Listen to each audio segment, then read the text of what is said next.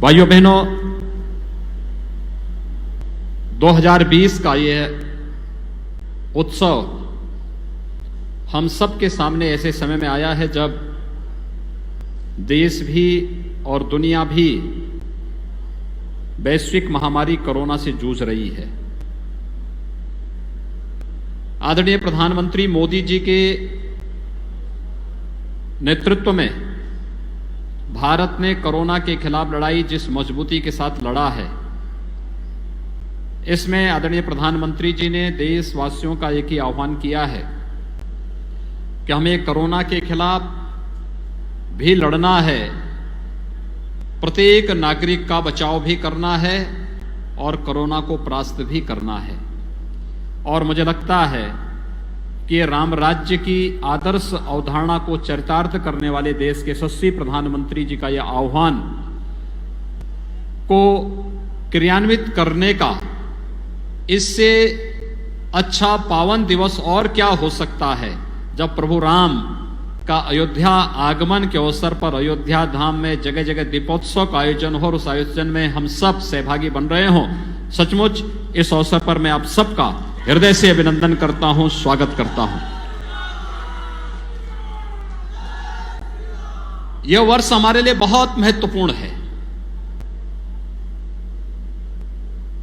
बहुत महत्वपूर्ण इसलिए है कि पूरी दुनिया कोविड-19 से अस्त व्यस्त है। भारत भी इससे जूझ रहा है, लेकिन उस सब के बावजूद जिस मजबूती के साथ प्रधानमंत्री मोदी जी के नेतृत्व में यह देश भारत के स्वाभिमान और सम्मान को बनाए रखते हुए भारत के 135 करोड़ लोगों के जीवन को सुरक्षित रखते हुए उनके सम्मान को बढ़ाते हुए जिस मजबूती के साथ कार्य कर रही है वह तो अद्भुत है, अभिनंदनीय है ही।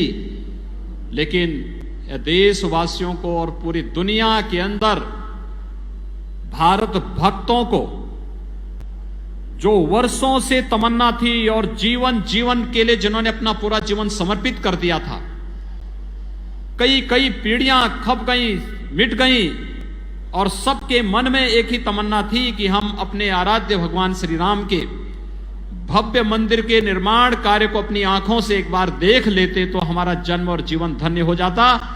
वह कार्य प्रधानमंत्री मोदी जी के कारण आज सफल हुआ है। इस अवसर पर मैं आप सबका हृदय से बधाई देता हूं। उत्तर प्रदेश वासियों की ओर से और सभी श्रद्धालु भक्तों की ओर से प्रधानमंत्री मोदी जी का अभिनंदन करता हूं, उनका आभार व्यक्त करता हूं कि उनकी प्रेरणा से, उनके मार्गदर्शन से और उनकी रणनीति से आज 5 सदी का वह संकल्प पूरा होता हुआ देश और दुनिया देख रहा है जिसकी हमारी कई पीढ़ियों को प्रतीक्षा थी। इसलिए मैं उन सभी पीढ़ियों की ओर से भी प्रधानमंत्री मोदी जी का हृदय से अभिनंदन करता हूं और उनके प्रति आभार भी व्यक्त करता हूं। भाइयों बहनों, मैं विगत वर्ष तक जब भी अयोध्या आता था, हमारे पूज्य संतों का भी और भक्तों का भी एक ही आग्रह रहता था। वे एक ही बात कहते थे कि योगी जी, जब भी मैं यहां बोलने के लिए खड़ा होता था तो मैं कुछ विकास के कार्यों के साथ अयोध्या को जोड़ने के लिए आता था, लेकिन आवाज एक ही आती थी कि योगी जी, काम की बात मत करो, अयोध्या में राम मंदिर का निर्माण करो। एक ही आवाज हमें हर जगह से सुनाई देती थी।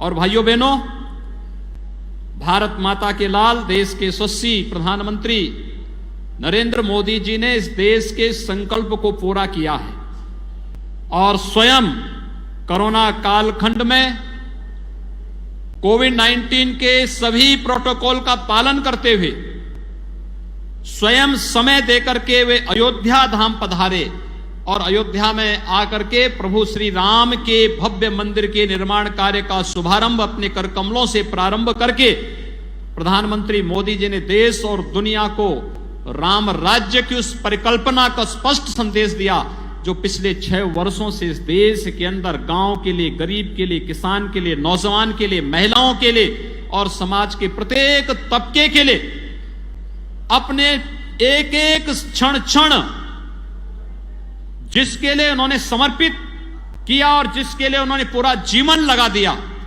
वह इस देश ने देखा है।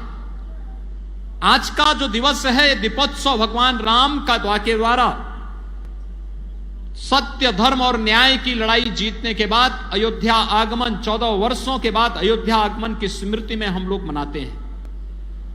और हम लोगों की हार्दिक इच्छा है कि यह आयोजन अयोध्या के माध्यम से देश और दुनिया के साथ जुड़े। दीपावली का आयोजन हर भारतवासी मनाता है।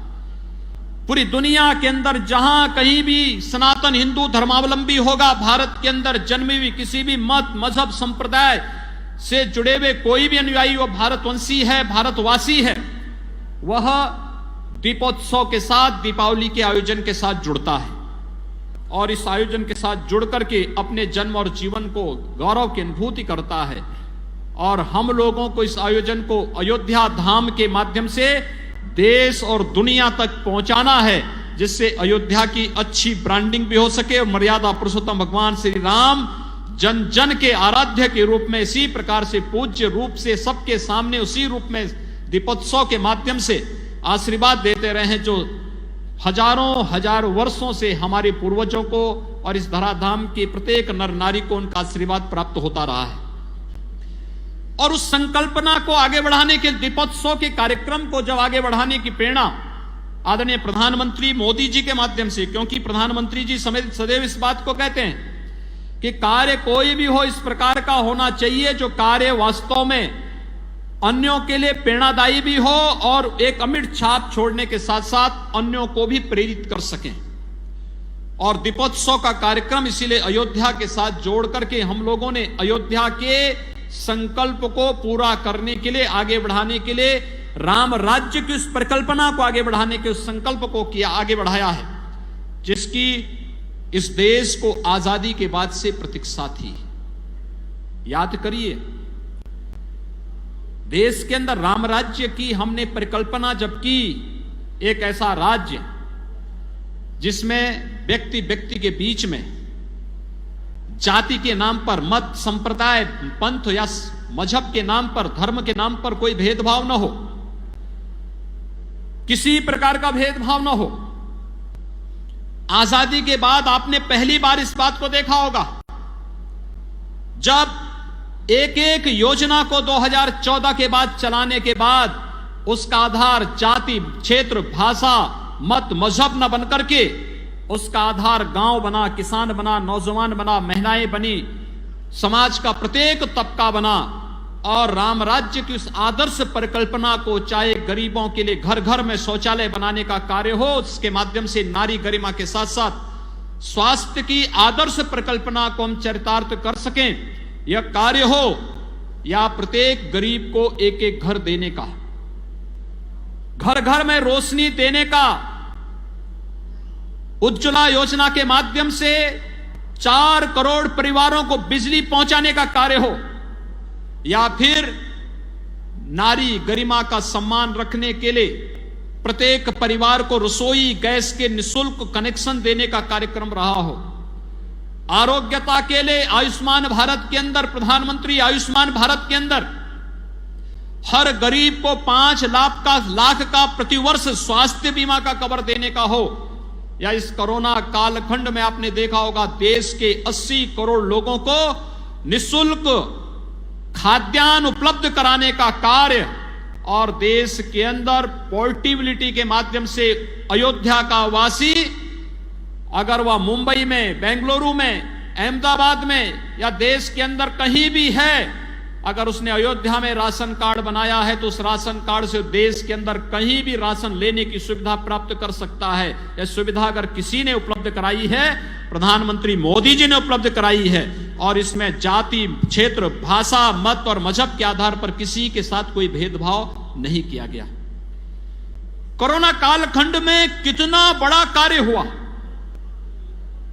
सबको बचाने के बावजूद सेवा के कार्यों को आगे करने के साथ साथ विकास थमने नहीं देंगे, रुकने नहीं देंगे, कार्यक्रम अनवरत चलते रहेंगे, और ये कार्यक्रम भी निरंतर चल रहे हैं। आपने देखा होगा आज केंद्रीय वित्त मंत्री जी का वक्तव्य भी सामने आया है। उन्होंने साफ कहा कि अर्थव्यवस्था अपनी पुराने स्वरूप में फिर से आकर के द्रुत गति से आगे बढ़ रही है। यह विकास की इस प्रक्रिया को आगे बढ़ाने का कार्य आज अगर हम उत्तर प्रदेश में सफल हो रहे हैं, हमने कुंभ को वैश्विक स्तर पर ले जाकर के एक सफल, स्वच्छ और सुरक्षित कुंभ के रूप में पूज्य संतों की भावनाओं के अनुरूप अपने आयोजन को इस रूप में प्रस्तुत किया, तो इसकी प्रेरणा, इसका मार्गदर्शन भी प्रधानमंत्री मोदी जी का था। अगर आज हम दीपोत्सव के कार्यक्रम को वैश्विक स्तर पर पहुंचाने में सफल हुए, तो इसके पीछे भी प्रेरणा और मार्गदर्शन प्रधानमंत्री मोदी जी का था। कोरिया को स्वकेक को अयोध्या के साथ जोड़ना, फिजी को अयोध्या के साथ जोड़ना, थाईलैंड को अयोध्या के साथ जोड़ना, जापान को अयोध्या के साथ जोड़ना, नेपाल को अयोध्या के साथ जोड़ना, ये पहले से जुड़े थे, लेकिन इसको आधुनिक परिप्रेक्ष्य में जोड़ने का कार्य हम कर सकें। अयोध्या से जनकपुर की बस यात्रा और राम जानकी मार्ग को एक बार फिर से हम उस यात्रा को इतना सुगम कर सकें। जब प्रभु श्री राम मां जानकी को लेकर अयोध्या आए थे, कई दिन लगे थे, लेकिन आज प्रधानमंत्री मोदी जी के कारण अगर सड़क मार्ग से कुछ ही महीनों के बाद जब ये मार्ग राम जानकी मार्ग बनकर के तैयार होगा, 5 से 6 घंटे की दूरी में हम सीतामढ़ी से अयोध्या की दूरी तय करने में सफल हो जाएंगे। जब भरत जी को भगवान राम से मिलने के लिए चित्रकूट जाना पड़ा था, उनको भी कई दिन लगे थे, लेकिन आज राम वनगमन मार्ग प्रधानमंत्री मोदी जी के कारण और उत्तर प्रदेश में हमारा पीडब्ल्यूडी मंत्रालय मिलकर के इस कार्यक्रम को ऐसा बनाना चाहता है कि हम आने वाले समय में मात्र 3-3.5 से 4 घंटे के अंदर अयोध्या से चित्रकूट धाम पहुंचने में सफल हो जाएंगे। यह है कार्य की परिकल्पना कैसे होती है। पूरी रामायण सर्किट की परिकल्पना को साकार करके जहां जहां प्रभु के चरण धरे गए, हम वैश्विक पटल पर उसे एक पर्यटन केंद्र के रूप में विकसित करके श्रद्धालुओं की श्रद्धा का भी सम्मान करेंगे और पर्यटकों को भारत की प्राचीन परंपरा और संस्कृति के साथ जोड़ने का कार्य भी करेंगे। ये मार्गदर्शन और प्रेरणा प्रधानमंत्री मोदी जी की रामायण सर्किट के रूप में, कृष्णा सर्किट के रूप में, आध्यात्मिक सर्किट के रूप में अलग अलग धामों को अलग अलग रूप में जोड़ने का कार्य किया जा रहा है। और यह कार्य जिस रूप में होता हुआ दिखाई दे रहा है, अयोध्या के अंदर पंचकोसी परिक्रमा, 14 कोसी परिक्रमा, 84 कोसी परिक्रमा, पिछली सरकारें इन परिक्रमाओं को रोकती थी और आज की सरकारें, प्रदेश की हो या केंद्र की सरकार, इन परियोजना कोसी, पंचकोसी, 14 कोसी, 84 कोसी परिक्रमा की इस परिक्रमा के लिए, हमारे पूज्य संतों के लिए और भक्तों के लिए दोनों के पैरों में छाले न पड़े, बल्कि प्रभु नाम का स्मरण करते करते वो लोक कल्याण के लिए, राष्ट्र कल्याण के लिए अपने आप को समर्पित कर सकें। इस भाव के साथ इन सभी पंचकोसी, 14 कोसी और 84 कोसी के क्षेत्रों में पर्यटन विकास की उन सभी संभावनाओं को विकसित करने के लिए पूरी ताकत के साथ कार्य कर रही है। यह है सरकार का भाव। आज ये कार्यक्रम उसी तेजी के साथ आगे बढ़ रहे हैं। सरयू जी की अविरलता और निर्मलता ये किसी से छुपी भी नहीं, लेकिन राम जी की पेड़ी में पिछले 3 वर्षों के अंदर आपको परिवर्तन देखने को मिला होगा। पहले राम जी की पेड़ी में आप आते थे, पानी जमा रहता था, सड़ता रहता था, भक्तगण चाहते हुए भी स्नान नहीं कर पाते थे। और आज राम जी की पेड़ी में हमारा जल शक्ति विभाग और भारत सरकार का जल शक्ति मंत्रालय मिलकर के राम जी की पेड़ी को न केवल हम लोगों ने अविरल और निर्मल बना दिया है, बल्कि उसका विस्तार करते हुए इस साल 5,51,000 दीपक जल रहे हैं और अगले वर्ष के लिए आप ये मान करके चलिए ये 7,51,000 तक पहुंचने वाला है। आपने देखा होगा विस्तार हो गया पूरा घाट का। पहले 50,000 श्रद्धालु एक साथ राम जी की पेड़ी में स्नान नहीं कर पाते थे, और आज मैं विश्वास के साथ कह सकता हूं राम जी की पेड़ी का जितना विस्तार हुआ है पिछले 3 वर्ष के दौरान, आने अब किसी भी पर्व और त्योहार में 5 लाख श्रद्धालु एक साथ राम जी की बेड़ी में अलग अलग स्थानों में स्नान कर सकते हैं और पूरी सरयू जी का जल अविरल और निर्मल उनको प्राप्त होता हुआ दिखाई देगा। कार्य कैसे होना है, यह दृष्टि होती है, उस प्रकार का दृष्टिकोण होना चाहिए, श्रद्धा भाव होना चाहिए। यह आपने कभी पहले देखा कि प्रधानमंत्री जी आए और पहले प्रभु के सामने दंडवत हो, अयोध्या धाम के सामने दंडवत हो? यह पहली बार आपको देखने को मिला होगा।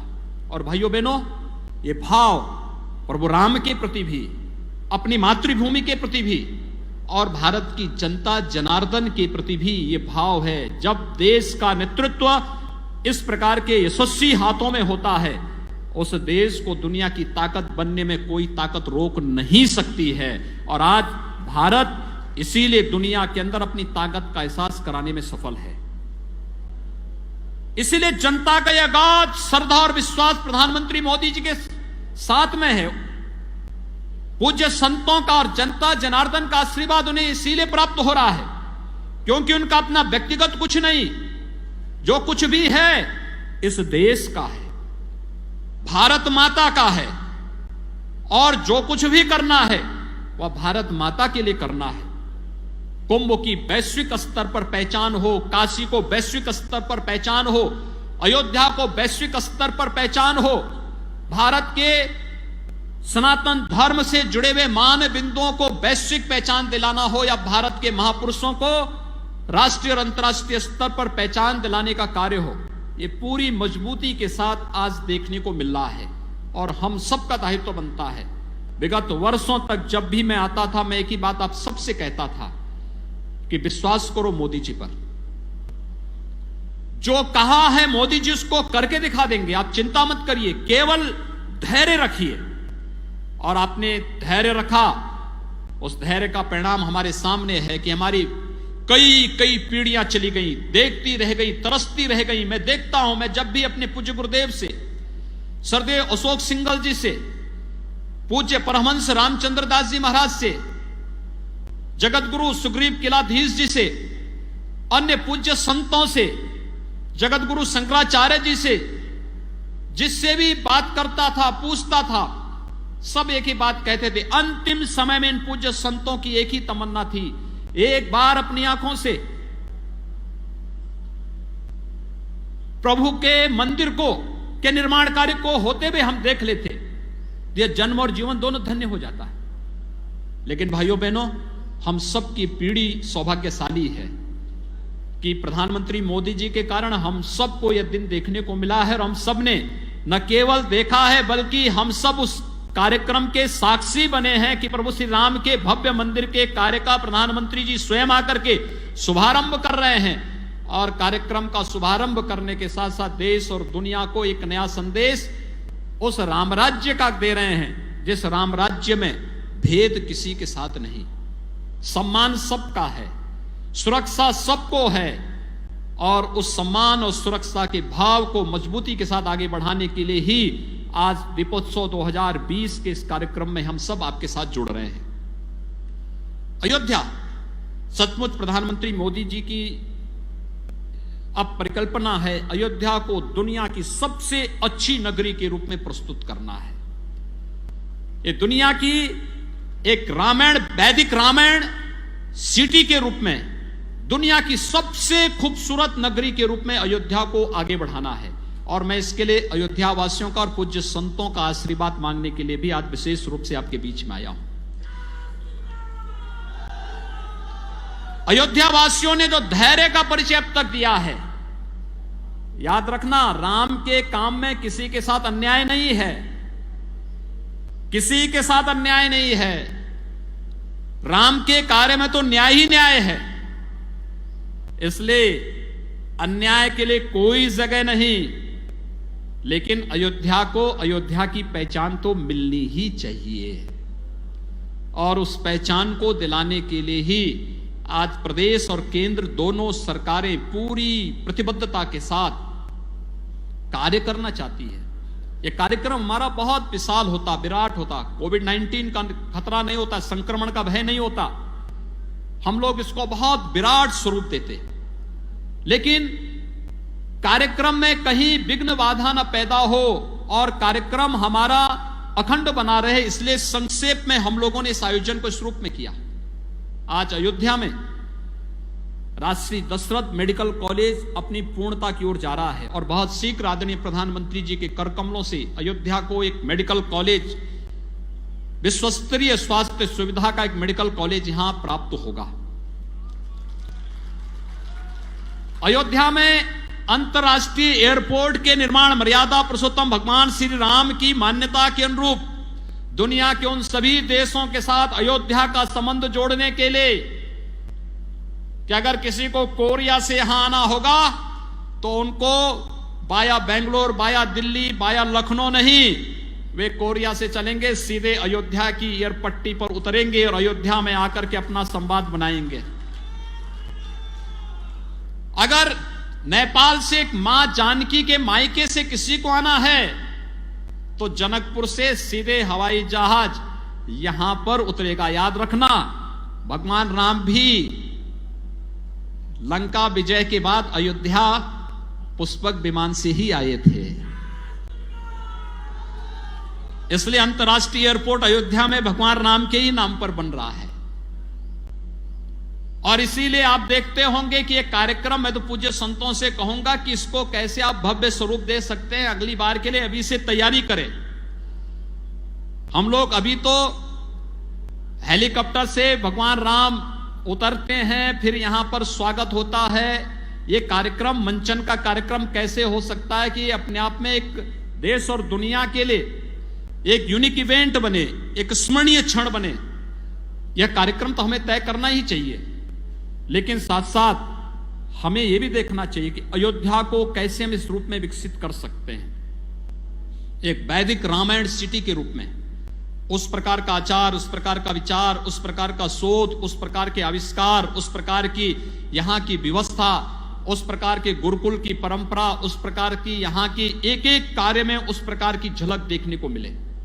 और उस परिकल्पना को साकार करने के लिए ही अयोध्या वासियों का समर्थन और सहयोग मांगने के लिए आज विशेष रूप से उत्तर प्रदेश सरकार में हमारी आदरणीय राज्यपाल महोदय, मैं, हमारे डिप्टी सीएम केशव प्रसाद जी, श्री स्वतंत्र देव सिंह जी, मेरे मंत्रिमंडल के सभी सहयोगीगण, हमारे सांसद, विधायक, महापौर, ये सभी लोग आपके सामने आए हैं कि अब इसमें देर नहीं होनी चाहिए। बहुत देर हुई है, आपने बहुत सहा है, बहुत अन्याय सहा है, बहुत अपमान भी सहा है।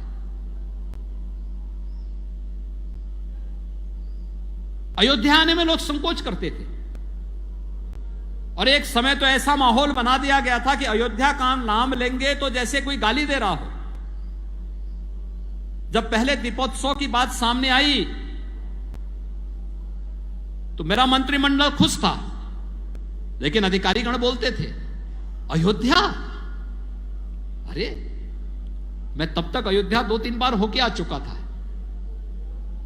लोगों को लगा कि क्या सरकार अयोध्या में जाएगी? अरे हमने कहा क्यों नहीं जानी चाहिए हमें अयोध्या में। और आज आप देख रहे होंगे हर एक अयोध्या आने को उत्सुक है, पूरा देश, पूरी दुनिया अयोध्या आने को उत्सुक है। स्वाभाविक रूप से हम सबको इन कार्यक्रमों को अपने साथ पूरी मजबूती के साथ जोड़ना है। मां कौशल्या के नाम पर यहां पर जो एक निराश्रित महिलाओं के लिए और बच्चों के लिए एक सदन का निर्माण होना है, उसकी कार्रवाई आगे बढ़नी चाहिए। भरत जी का नंदीग्राम कैसे हम विस्मृत कर सकते हैं? वहां के विकास को अब पंख लगते हुए दिखाई देने चाहिए, विकास एक नई ऊंचाइयों तक छूता हुआ दिखाई दे। वे सभी स्थल जो अयोध्या के विकास को देश और दुनिया में पहुंचा सकते हैं, उन्हें सरकार आगे बढ़ाने का कार्य करेगी ही। माननीय केशव जी कह रहे थे, वे स्वयं श्रृंगवेरपुर से आए हैं। प्रभु राम पहले श्रृंगवेरपुर ही गए थे और श्रृंगवेरपुर के ही विकास के लिए भी हम लोगों ने एक बहुत अच्छी रूपरेखा तैयार की है। भगवान राम जहां जहां गए थे, मैं पिछले दिनों वाल्मीकि जयंती पर वाल्मीकि आश्रम लालापुर गया था।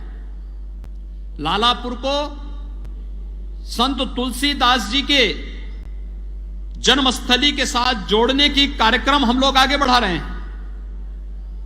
ये सभी कार्यक्रम एक साथ आगे बढ़ेंगे और इन कार्यक्रमों को हम लोग लेकर के जब आगे बढ़ेंगे तो भाइयों बहनों, आप ये मान करके चलेंगे कि अयोध्या वैश्विक स्तर पर फिर से प्रभु राम के समय की उस पहचान को एक बार फिर से पुनर्स्थापित करने में हम सब सफल हो पाएंगे। और आज के इस अवसर पर दीपोत्सव 2020 का एक कार्यक्रम चल रहा है। उत्तर प्रदेश सरकार का चतुर्थ दीपोत्सव का कार्यक्रम यहां पर संपन्न हो रहा है। आप सबका सहयोग इन सभी कार्यक्रमों के साथ हम जोड़ने के लिए यहां पर आए हैं। आज के इस अवसर पर इस कार्यक्रम में विगत 3-4 चौथा ये दीपोत्सव का कार्यक्रम है। 3 दीपोत्सव के कार्यक्रम में श्री मणिराम दास सावनी के पूज्य महंत और श्री राम जन्मभूमि तीर्थ न्यास के हमारे अध्यक्ष पूज्य महंत नृत्य गोपाल दास जी महाराज का सानिध्य हमें प्राप्त होता था। आज उनकी अस्वस्थता के कारण वे यहां पर उपस्थित नहीं हो पाए हैं, लेकिन उनका आशीर्वाद हमारे साथ में है। मैं स्वयं भी उनसे दर्शन करने के लिए हॉस्पिटल में गया था। उनके कृपा पात्र उत्तराधिकारी शिष्य उनके महंत कमल नयन दास जी महाराज यहां पर इस कार्यक्रम में अपनी व्यस्तता के बावजूद आए हैं। मैं इनको हृदय से धन्यवाद देता हूं।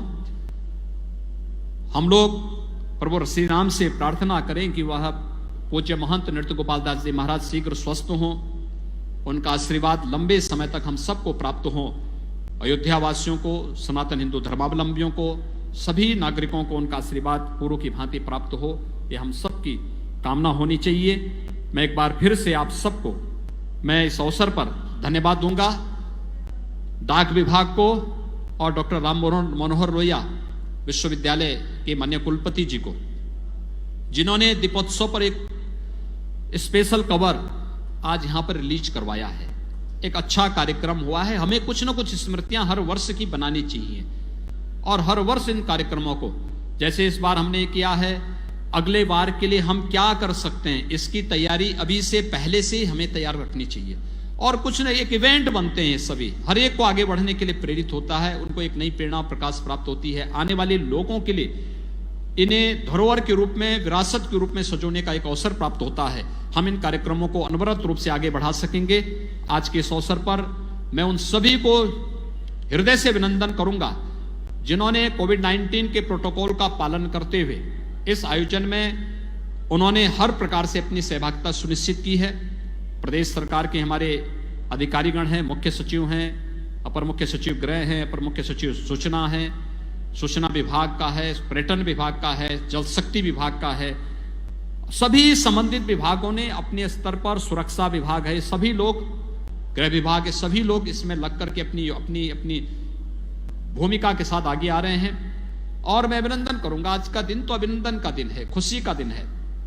प्रभु अयोध्या आए हैं, हम सबको अवसर प्राप्त हुआ है प्रभु का आगमन के स्वागत का, और हम लोगों ने राज्याभिषेक के इस कार्यक्रम में हम सब सहभागी बने। यह दिन प्रतिदिन हमारे जीवन में, प्रतिदिन सामाजिक और राष्ट्रीय जीवन में हम सबको देखने को प्राप्त हो।